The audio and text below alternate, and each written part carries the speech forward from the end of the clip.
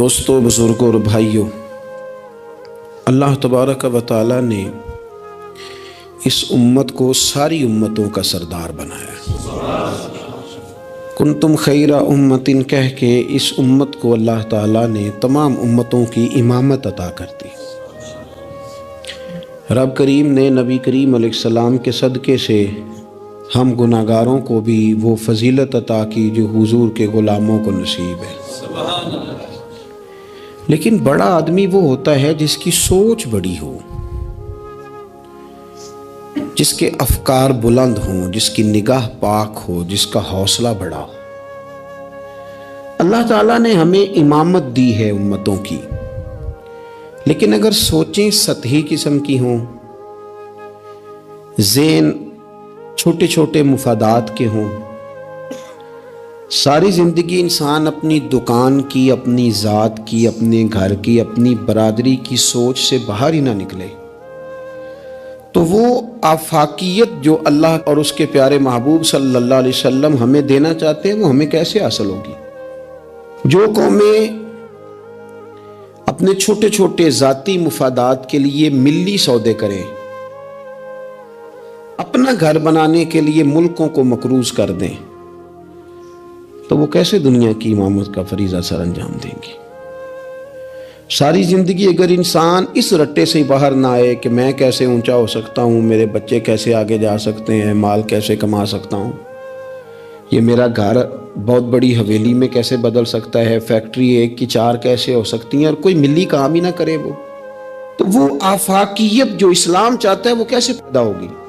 اقبال کہنے لگے کہ عجب نہیں کہ خدا تک تیری رسائی ہو، پر تیری نظر سے پوشیدہ ہے آدمی کا مقام۔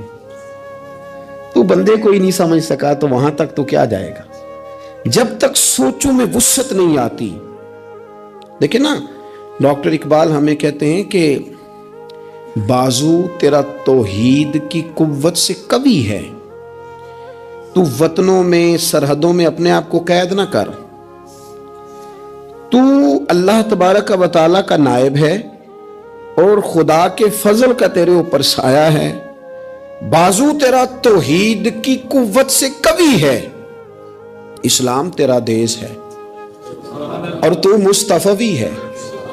تو اپنے مذہب کو اسلام جان، اپنے وطن کو، اور تھوڑی بڑی سوچ پیدا کر، تھوڑا بڑا۔ اور اقبال کہنے لگے وقت فرصت ہے کہاں، کام ابھی باقی ہے۔ ابھی آرام سے بیٹھ گئے ہو، ابھی آرام سے بیٹھ گئے ہو، ابھی تو دنیا میں رسول اللہ صلی اللہ علیہ وسلم کے نظام کے جھنڈے کو بلند کرنا تھا، حضور کی آفاقی تعلیمات سے پوری دنیا کو تم نے روشناس کرانا تھا۔ اقبال کہنے لگے وقت فرصت ہے کہاں، وہ کام ابھی باقی ہے، نور توحید کا اتمام ابھی باقی ہے۔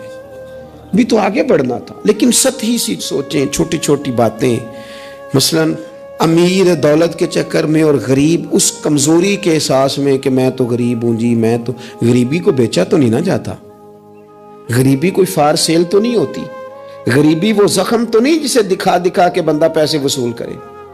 آپ اپنی غریبی کو بھی کیا سیل کریں گے، اپنے آنسو بھی بیچیں گے کہ میں چونکہ کمزور ہوں تو لہذا فٹافٹ میری بولی لگا دی جائے؟ لا یسألون الناس الحافا۔ قرآن کہتا ہے انہیں بڑی بھی ضرورت ہو تو پھر بھی لپٹ لپٹ کے سوال نہیں کرتے، ان کی سوچیں بڑی ہوتی ہیں۔ وہ کہتے ہیں بندے کیا دے سکتے ہیں، سیٹھ کیا دے سکتے ہیں، نواب کیا دے سکتے ہیں، اللہ رسول سے مانگیں گے۔ ان کی بڑی سوچیں ہوتی ہیں۔ وہ شاعر تھا نا ایک بیچارہ، شاعر ناراض نہ ہو جائیں، یہ بھی بیچارے قابل رحم ہوتے ہیں، ساری دنیا سو رہی ہوتی ہے تو یہ چھتوں پہ پھر رہے ہوتے، کہتے ہیں آمد ہو رہی ہے، تو یہ بھی ایک عجیب بعض اوقات کیفیت بن جاتی ہے۔ تو اس کی بھی حالت کچھ تھوڑی زیادہ ہی پتلی تھی، کپڑے بھی پھٹ گئے، کسی چوک میں مکھیاں بھنک رہی تھی، تو کسی نے سمجھ لیا کہ شاید غریبی بیچے گا۔